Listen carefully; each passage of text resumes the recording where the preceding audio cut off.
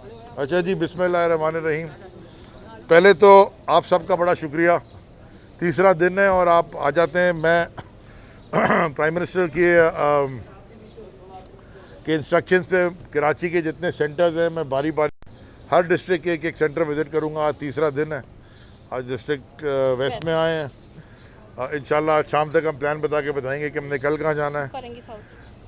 कल हो गया प्लान, एक ये फिर से आगे चल रही है। कोरंगी साउथ में, कल कोरंगी के डिस्ट्रिक्ट में जाना है। अच्छा, देखिए मुझे बड़ी खुशी हुई है देख के कि ये बड़ा मुनज़्ज़म तरीके से यहाँ पे जो डिस्ट्रीब्यूशन हो रही है या जो भी सारा काम किया जा रहा है, बड़े तरीके से मुनज़्ज़म तरीके से काम हो रहा है। मैं ख़ास तौर पे असल में जो इंफ्रास्ट्रक्चर पीछे इस्तेमाल हो रहा है, एहसास का जो पूरा प्रोग्राम रिलीफ पैकेज है, उसके पीछे इंफ्रास्ट्रक्चर जो इस्तेमाल हो रहा है वो HBL का हो रहा है, HBL कनेक्ट का, और मेरे ख्याल में अल-फलाह बैंक भी है। और जो भी पीछे लोग हैं तो ख़ास तौर पे उनका शुक्रिया अदा करते हैं, क्योंकि इतना बड़ा डिलीवरी, इतनी 144 अरब रुपए, 1 करोड़ 20 लाख लोगों में बांटना, सफाई से, बायोमेट्रिक वेरिफिकेशन से और सारा, तो ये पूरा पैकेज है। और हर आदमी जो इसमें इन्वॉल्व है, हर ऑर्गेनाइजेशन जो इन्वॉल्व है, उसका शुक्रिया फेडरल गवर्नमेंट की तरफ से बल्कि पूरे पाकिस्तानी की तरफ से अदा करना चाहिए। ख़ास तौर पे मैं आज बात शुरू करना चाहता हूँ थोड़ी मीडिया के हवाले से, क्योंकि मुझे आप बहुत सारे मेरे दोस्त हैं, कुछ नरम सवाल भी पूछते हैं, कुछ एक दो दोस्त मेरे खड़े हैं, मैं उनकी तरफ देखे बगैर कहूँगा, कुछ सख्त सवाल भी पूछते हैं सारे दोस्त भाई। लेकिन मुझे ये जो आप में से बहुत सारे लोगों की कॉल्स आई हैं कि जो आप लोग फ्रंट लाइन सोल्जर्स हो, क्योंकि आप बाहर हो, दफ्तरों में नहीं हो, आप लोगों के ऊपर एक थोड़ा मुश्किल वक्त है। बहुत सारे लोग ले ऑफ हो रहे हैं, सैलरीज लेट मिल रही हैं, टाइम पे नहीं मिल रही। तो मैं सारे मीडिया चैनल्स के मालिकान से बड़ी आजिज़ाना सर झुका के हाथ जोड़ के गुजारिश करूँगा कि देखें ये वक्त साथ खड़े होने का है हर एक के लिए। जो आपका फ्रंट लाइन सोल्जर है उसके साथ आप खड़े हों, क्योंकि मुझे पता है अल्हम्दुलिल्लाह जो भी मालिकान हैं इस मुल्क के मीडिया के अंदर, जो ख़ास तौर पे चैनल के, वो अल्हम्दुलिल्लाह वेल टू डू हैं। आप 1-2 महीने थोड़ा कम अगर अपना ख़र्चा कर देंगे, लेकिन ये काम प्लीज़ करें कि जो आपके फ्रंट लाइन सोल्जर्स हैं मीडिया के, और जो रिपोर्टर्स हैं, बीट रिपोर्टर्स हैं, कैमरा मैन हैं, जो DSNG लेके सारी दुनिया में घूमते हैं। और हमें याद है वो वक्त भी जब इस शहर में, आज तो कोरोना की वबा है, पहले एक और वबा भी थी, उस वक्त भी फ्रंट लाइन पे मीडिया होता था और कई लोग मीडिया में शहीद भी हुए हैं वो कवर करते हुए।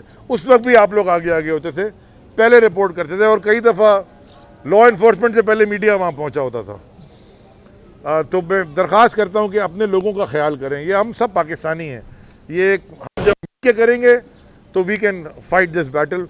तो मेरी ये दरख्वास्त सारे मीडिया चैनल के मालिकान से है कि ये इस वक्त लड़ाई का नहीं है। आपके जो भी इशूज़ हैं प्लीज़, ये हमारे भाई हैं।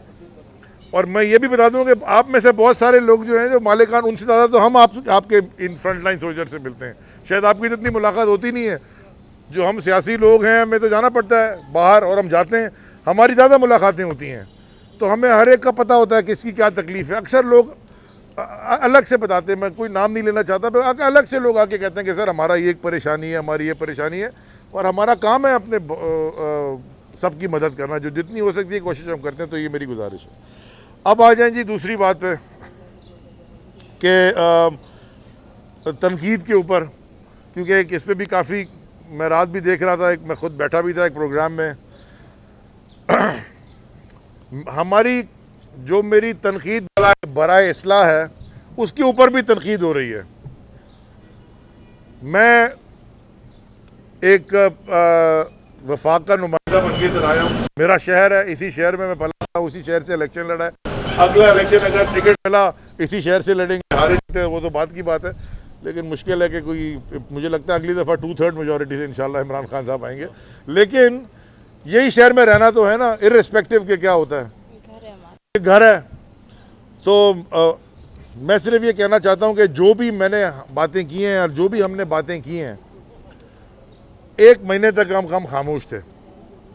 1 महीने तक आपने अपने लोग छोड़े हुए थे, 1 महीने तक वो टीवी के ऊपर बैठ के बातों को ट्विस्ट कर रहे थे, कभी टेस्टिंग किट्स पे सवाल उठा रहे थे, कभी कह रहे थे वफाक ने हमें हेल्प नहीं की, कभी कुछ कह रहे थे, कभी कुछ कह रहे थे, और जो की भी हेल्प उसका भी नहीं बता रहे थे। हर चीज़ को ट्विस्ट जलेबी की तरह घुमा रहे थे। तो पंचिंग बैग जो होता है वो तो वापस पंच नहीं करता, लेकिन हम पंचिंग बैग तो नहीं है। हम भी खामोश थे कि जी कराची पाकिस्तान का सबसे बड़ा शहर है, सिंध दूसरा बड़ा सूबा है, और यहाँ के हालात हैं जो भी हैं वो आपको पता है, लेकिन हमें उनको थोड़ा आईना दिखाना ज़रूरी है। आज भी मैं अभी ये स्कूल से, ये कॉलेज से आया हूँ, डिग्री कॉलेज ख़वातीन का। आप में से कुछ मेरे साथ अंदर गए थे, आप हाल देख लें। हमने तो नहीं रोका इसको, ठीक, ये फेडरल गवर्नमेंट का काम तो नहीं है। तालीम तो पीछे देख लें आप, ये कोई गिर रही हो बेचारी के ऊपर से, छत पे से कोई गिर जाए, कोई नीचे खड़ा हो, प्लास्टर निकला हुआ है, तो उसकी जिम्मेदारी कौन लेगा? ये दुनिया में कहीं होता नहीं है। जिम्मेदारी लेनी पड़ती है जो ऑर्गेनाइजेशन को हेड करते हैं। आप इनसे बात करेंगे, वो कहेंगे हमारे पास पैसे नहीं है, लेकिन जब आप बजट निकालेंगे तो अरबों खरबों रुपए खर्च हुए में। तो ये चीज़ें कौन ठीक करेगा? ये किसने ठीक करनी है? मैंने कल से कहा, परसों से कहा, बल्कि आज चौथे दिन में कह रहा हूँ, क्राइसिस के साथ अपॉर्चुनिटी आती है। अपॉर्चुनिटी आज है पाकिस्तान के लिए, बहुत बड़ा क्राइसिस है, उतनी बड़ी अपॉर्चुनिटी भी है। तो ये अपॉर्चुनिटी को अवेल करें, इन चीज़ों को एड्रेस करें, ठीक करें। अपने हेल्थ इंफ्रास्ट्रक्चर को ठीक करने का बेहतरीन मौका है, क्योंकि सारा कुछ एक्सपोज हो गया, कुछ ढका छुपा नहीं रह गया, सब कुछ एक्सपोज हो गया है। जब एक्सपोज हो गया है और पता चल गया है कि क्या कमज़ोरियाँ हैं, उन कमज़ोरियों को एड्रेस करें, उनको ठीक करें। वफाक जो मदद आप चाहेंगे वो आपकी करेगी। मेरे पास जो वजारत है वफाक के, उसमें 2 इदारे हैं, कराची से रिलेटेड हैं, एक पोर्ट कासिम में, एक KPT है, और एक PNSE भी है, वो भी कराची में ही है। तो KPT ने तो वो स्प्रे शुरू कर दिया इलाकों में। पहले KPT ने अपने पोर्ट्स में स्प्रे किया, उसके बाद किमाड़ी में स्प्रे किया, जो इलाकों में स्प्रे करना था, डिसइंफेक्टिंग स्प्रे। उसके बाद बहुत सारे MNAs MPs से ने दरख्वास्त की कि जी हमारे इलाकों में भी कर दें। तो वो KPT अपने बोर्ड चलाता है इंडिपेंडेंट, हमने उनके बोर्ड से दरख्वास्त की कि आप बात कर लें, अगर आप लोग अलाउ करते हैं तो, क्योंकि ये नेशनल इमरजेंसी है। उनकी देखा देखी पोर्ट कासिम ने भी शुरू कर दिया है, उनके भी जो जो टेंडर्स हैं वो अब वो डिसइंफेक्टिंग स्प्रे कर रहे हैं इलाकों के अंदर। तो हम वफाक का इदारा है, तो वफाक हेल्प कर रही है जितनी कर सकती है। ये जो मैं कर सकता हूँ वो कर रहा हूँ। PNSE एक इंडिपेंडेंट 13% पब्लिकली ट्रेडेड है, अपना बोर्ड है उसका। ये सारे इदारे अपने अपने बोर्ड से चलाते हैं। उसके बोर्ड ने फैसला किया कि हमने शायद 8 करोड़ रुपए, उन्होंने कहा कि जी हम अपने 8 करोड़, क्योंकि प्रॉफिटेबल इदारा है, 1500 मिलियन रुपए प्रॉफिट था जब मैंने टेक ओवर किया, तो अगले 10 महीने में वो 2.2 बिलियन 2200 मिलियन पे ले गया, माने 1.5 बिलियन से 2.2 बिलियन पे ले गया, और 1 अरब रुपया कर्जा भी वापस कर दिया उसके अलावा, और 2 जहाज़ भी ख़रीद लिए। खैर ये कोरोना से पहले की बात है। उन्होंने कहा कि जी 8 करोड़ रुपए हम हमारे बोर्ड ने रखे हैं। तो उन्होंने कहा जी, मैंने कहा जी आप खुद फैसला करें, मैं आपको नहीं बताता कि आपने क्या फ़ैसला करना है। तो उनके बोर्ड ने फैसला किया कि इंडस हॉस्पिटल, क्योंकि बड़ा अच्छा काम कर रहा है, 5 करोड़ रुपए उन्होंने इंडस हॉस्पिटल को दिए, जो लाइफ सेविंग इक्विपमेंट भी ले सकते हैं, जो भी इंडस हॉस्पिटल ने करना है, पर्सनल प्रोटेक्शन इक्विपमेंट लेना, तो वो हमने उनको दिए। इसी तरह हर इदारा इंडिपेंडेंटली काम करके अपना काम कर रहा है। तो वफाक तो मदद कर रही है। आपसे भी दरख्वास्त है कि आप अपने जो चीज़ें एक्सपोज होती जा रही हैं उनको ठीक करते जाएं। अगर आजकल ट्रैफिक नहीं है रोड के ऊपर या कम है, मैं यहीं से आ रहा था तो एक नाला मैंने क्रॉस किया जिसको हमने साफ इतना कराया था कि उस वक्त पानी बह रहा था उसमें, आज नाला वो फिर बंद है। आप सब जाते हुए यहाँ देख सकते हैं, जाते हुए जाइएगा, मेन रोड से पहले राइट आप क्रॉस कर लीजिएगा, आपको नजर आ जाएगा। सड़कें भी गंदी हैं। मैं आपको खुद तस्वीरें भेज दूंगा कि उसी नाले में पानी बह रहा था एक ज़माने में। ये गवाह है, मेरा दोस्त ये गवाह है, आप भी गवाह हैं। तो मैंने रोका कचरा उठाने से, ये वफाक ने रोका आपको कि उस नाले में कचरा जो गिरा उठा ले। अच्छा, खुदा ना खास्ता बारिश हो जाए, मैं तो खुदा ना खास्ता कह रहा हूँ अल्लाह की रहमत को, इसलिए खुदा ना खास्ता कह रहा हूँ कि ये वबा आई हुई है, लोगों की हमने मदद करनी है। ऊपर से अगर बारिश हो जाए और ये नाले गंदे हैं जो ब्लॉक्ड हैं और पानी घरों में आ जाए, फिर आप किस बैटल में फंसेंगे? भूख से भी बचाना है, कोरोना से भी, कोविड-19 से भी बचाना है, फिर आप बोलेंगे जी डूबने से भी बचाओ, बिजली के करंट लग रहे हैं उससे भी बचाओ। सो कुछ चीज़ें ठीक कर लें। और ये तनकीद इसलिए बराए इस्लाम में हो रही है क्योंकि आपने 30 साल सूबे में हुकूमत की, 12 साल में तो आप कंसेक्यूटिव हो और 12 साल में 5 साल वफाक में भी आप थे और अगले 5 साल भी आपका पार्टनर ही था वफाक में। वो थोड़ी बैटिंग तुम कर लो, थोड़ी बैटिंग हम कर लें। सो आपके ऊपर ये ज़्यादा जिम्मेदारी आती है। और हमारे बेचारे MNAs और MPs कराची में जो इलेक्ट होके आए, सवाल उनसे पूछते हैं लोग। अब मैं किसी आदमी को, मुझसे सवाल आ जाता है जी आप वजीर बन गए जी, मेरे घर की गली में गटर उबल रहा है, आप ये नहीं ठीक करा सकते तो ऐसी वजारत का क्या फ़ायदा। वो बात ठीक कर रहा है, ऐसी वजारत का क्या फ़ायदा। लेकिन मैं इसको क्या बताऊं कि ये मेरा काम नहीं है, इख्तियार में नहीं है। करवा सकता हूँ, इख्तियार नहीं है, लेकिन प्राइवेट किसी से करवा देते हैं। अपने इदारे से बोलूं तो फिर सारा मीडिया शोर करेगा कि जो ओहो अली जैदी ने KPT का ट्रक बेच के अपने हल्के में गटर खुलवा दिया, लो जी उसका जवाब देते फिरें। फिर तो किसी कहते हैं कि बाहर प्राइवेट के क्या ये करवा दो, कोशिश करते हैं काउंसलर से बोलने, वो कहता है जी हमारे पास इख्तियार नहीं है, हमारे पास पैसे नहीं है, हमारा ट्रक खराब है, हमारे पास वो जो पंप होता है वो नहीं है। सो देयरफॉर ये चीज़ों को हमें एज अ कंट्री ठीक करने की ज़रूरत है। बस मैं आपसे सिर्फ, मैंने आज कोई तनकीद नहीं करनी थी, मैंने सिर्फ तनकीद शीशा दिखाना था अपने आप को भी और आपको भी। लॉकडाउन के ऊपर मैं आखिरी बात कर लूँ। देखें आप सब यहाँ ड्राइव करके आए हैं,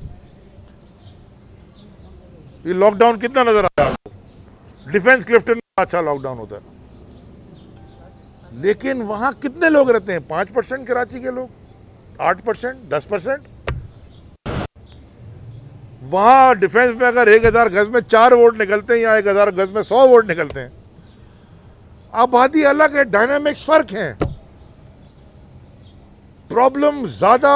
और ये बीमारी कोई ये नहीं देख रही कि किसके जेब में कितने पैसे हैं और किसका कौन सा रंग है या कौन कितने बड़े होते हैं। प्रिंस चार्ल्स को हो गई, उससे बड़ा क्या वो इंग्लैंड के प्राइम मिनिस्टर को हो गई, जॉनसन साहब को। कैनेडियन प्राइम मिनिस्टर जो बड़ा साफ और शफाक मुल्क है उसकी बेगम को हो गई। तो अल्लाह करम करे हम सब पे, हम बाहर हैं और आप भी बाहर हैं, हमारे अल्लाह पे भरोसा इसलिए बैठे ना, वरना घर में बैठ जाए कमरा जला के AC में TV चला के देखते रहे 1 महीना 2 महीना 4 महीना।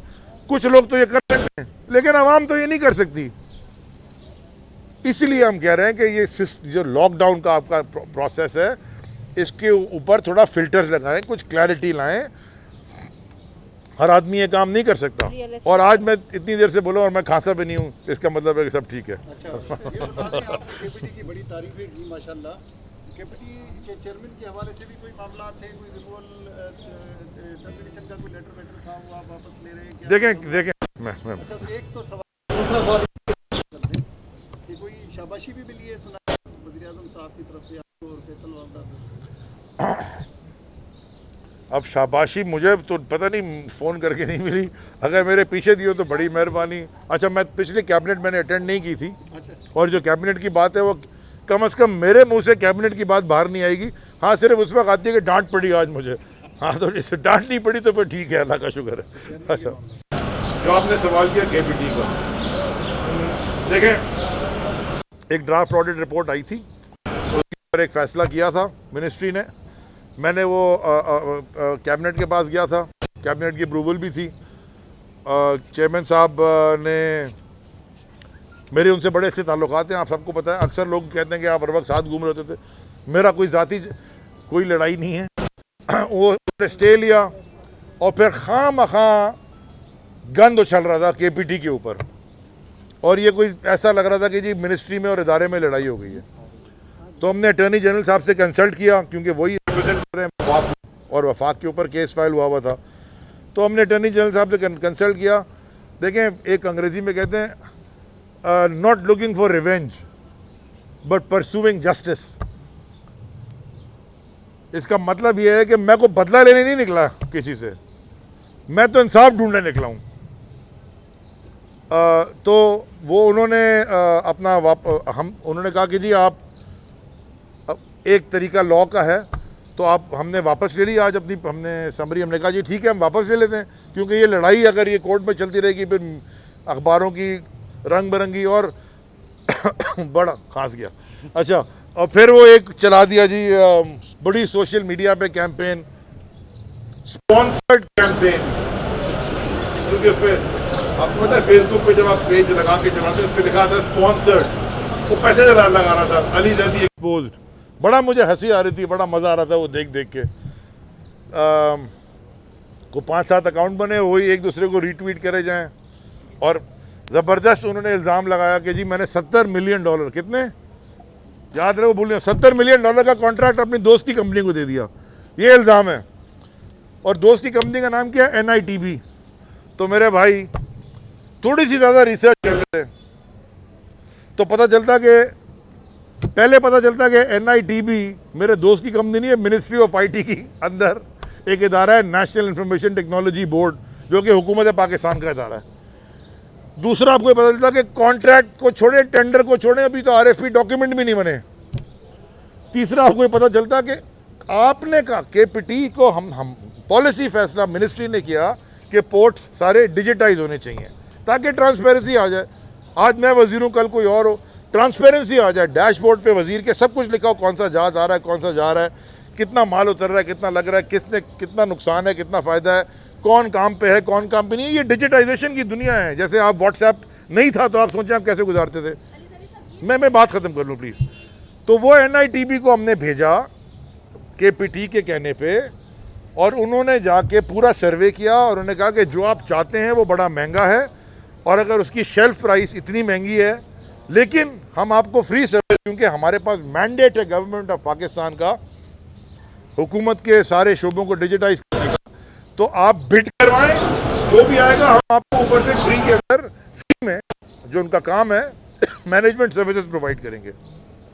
और ये काम इतना महंगा हो सकता है over a period of 10 years, 10 साल में। अब ये चला दिया, मुझे बड़ी हंसी आ रही थी। एनीवेज, तो ये सब गंद तो चल रहा था। बाय द वे, वो जितने भी अकाउंट से, ये भी मैं आपको आज ब्रेकिंग न्यूज़ दे देता हूँ कि कल मैंने वाजिद ज़िया साहब को ख़त लिखा है, उन सारे अकाउंट्स के साथ, उन अकाउंट्स को लिस्ट करके कौन से स्पॉन्सर्ड है, कौन से नहीं है, और मैंने कहा कि जी साइबर क्राइम से पता कराएं कि ये कैसे हो सकता है, ये कानून मेरा राइट है। अगर आपके खिलाफ कोई भी लिखता है तो आप ये साइबर क्राइम को लेके करा सकते हो। मैंने कल ख़त लिख के उनको भेज दिया कि जी मुझे पता करके दें ये कौन है, ये फेडरल गवर्नमेंट के खिलाफ इतनी सीधी बातें कर रहा है और पैसे लगा रहा है उसके ऊपर। जी, सवाल आप लोग।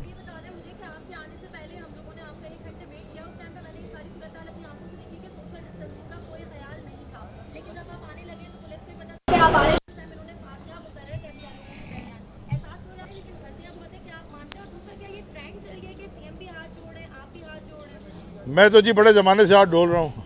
मैं तो अल्ताफ हुसैन की भी हाथ जोड़ता था, हमारी जान छोड़ो इस शहर की, तो वो तो उस वक्त से हाथ जोड़ रहा हूँ। हाथ जोड़ना कोई बुरी बात तो नहीं है ना। मैं कोई 30 मार खान तो नहीं हूँ कि जी मैं को पता नहीं कोई ईगो तो नहीं है यहाँ कोई। ये जो जंग हमने स्ट्रगल की थी ना इतने साल, इतने पता नहीं 20 साल 21 साल, ये कोई प्राइड के लिए जंग नहीं थी, कोई रिचेस के लिए, कोई कासल्स के लिए अपने जंग नहीं थी।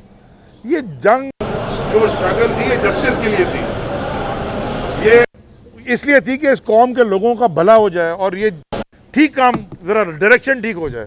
ठीक सारा कोई कुछ नहीं कर सकता, कोई जादू की छड़ी नहीं है, लेकिन डायरेक्शन ठीक कर सकता है। तो उसमें अगर हमें हाथ जोड़ने पड़े तो हाथ भी जोड़ लेंगे, जहाँ सीना तारना था वहाँ सीना भी ताना।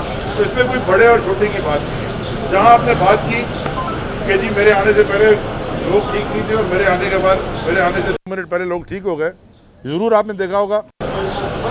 तो मैं सिंध पुलिस से दरख्वास्त करूँगा कि यहाँ थोड़ी सी मेहनत करके इसको ठीक रखें। लेकिन ये बड़ा पुराना ट्रेंड है पाकिस्तान में।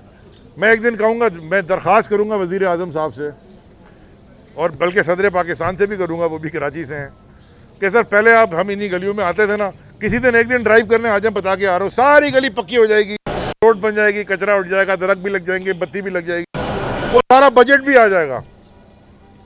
ये तो हम बचपन से देखते आए कि बोले जी सदर साहब गुजरने वाले, चलो जी सब कुछ ठीक हो गया। अगर ऐसे ठीक होना तो ऐसे ठीक करा लेते हैं, लेकिन तरीका ये है नहीं। तो गुजारिश है सबसे, सारे भाई हैं पाकिस्तानी, पुलिस वाले भी सुबह से खड़े हैं, रात तक खड़े रहते हैं, रेंजर्स खास तौर पे बड़ा उनका मुश्किल काम है, वो भी खड़ी है, मीडिया का मुश्किल काम है, जो अंदर लोग बैठे हैं उनका मुश्किल काम है, HB वाले खड़े हुए वो कर रहे हैं, उनका हर ये कंबाइंड एफर्ट से ठीक होगा। डॉक्टर्स का मैंने कल भी जिक्र किया था, जो हेल्थ स्टाफ है उनके लिए मुश्किल काम है। सो देयरफॉर हम सारों ने मिलकर बैटल लड़नी है। एक आदमी ये नहीं कर सकता कि जी या तो कोई ले आए ना कोई टीका के टीके लगाने ठीक हो जाओगे, तो वो है कोई नहीं। सर कल जो प्रेस कॉन्फ्रेंस हुई, वज़ीर आला सिंध ने कहा कि एहसास के नाम पर पैसे दें लेकिन वायरस ना दें, उस पर क्या कहेंगे? और दूसरा, वज़ीर आज़म मुल्क के मुख्तलिफ हिस्सों में लेकिन अभी तक सिंध में नहीं आए, क्या वजह? इंशाल्लाह प्लान बना के वो आ रहे हैं, क्योंकि देखें वहाँ पे डिसीजन मेकिंग का काम है, हर आदमी का अलग काम है। वज़ीर आज़म के लेवल पे जब कोई पहुँचता है और वहाँ या कोई भी बड़े ओहदे पे पहुँचता है, उसका काम डिसीजन मेकिंग का होता है। वो डेटा इकट्ठा रखता है सामने, डेटा लेता है, सबकी राय लेता है, फिर एक फ़ैसला देता है। डिसीजन मेकिंग काम है, वो बड़ा इम्पोर्टेंट काम होता है, बिकॉज उनका एक फ़ैसले से बड़े लोगों की ज़िंदगियों पे फ़र्क पड़ जाता है। तो वो एक दिन के लिए जाते हैं, जहाँ भी जा रहे हैं वो जा रहे हैं, एक दिन के लिए जाते हैं, देखते हैं, वापस आते हैं। इंशाल्लाह गवर्नर साहब ने दरख्वास्त भी की थी कि वो सिंध का भी चक्कर लगाएं, माने अंदूरे ने सिंध भी आए, रूरल और अर्बन दोनों सिंध का चक्कर लगाएं। दूसरा सवाल आपने क्या किया था? के नाम पर वायरस ना दें, वायरस दे रहे हैं। इसका जवाब आप खुद दे दीजिए। बहुत